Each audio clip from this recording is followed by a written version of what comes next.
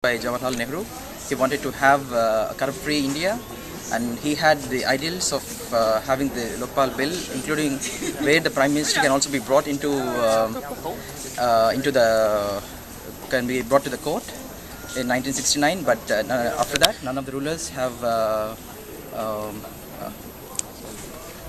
rulers were ready to implement the law, as they didn't want to put themselves behind the bars.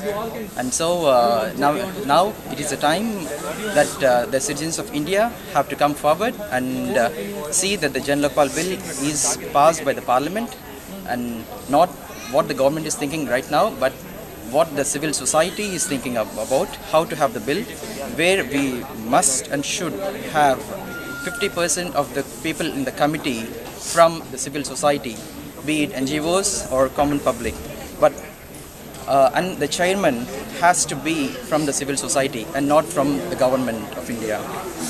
The government of India, in a sense, the politicians or the parliamentarians and the ministers, because the General Lokpal bill which we want to have is something that the court or the police can have an FIR on even the Prime Minister if we think he is corrupt. If he is found guilty, he has to be behind the bars.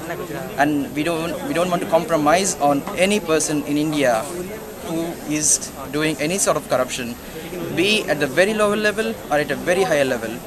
And for employees, we already have the ACB which is working on that. But to bring the parliamentarians, the ministers, and even the Prime Minister, the Chief Justice, or the President, if they are found guilty on any of the corruption, they have to be brought to the court, and they have to be given serious and severe imprisonment, which by seeing it, the other politicians must be afraid of doing any sort of corruption.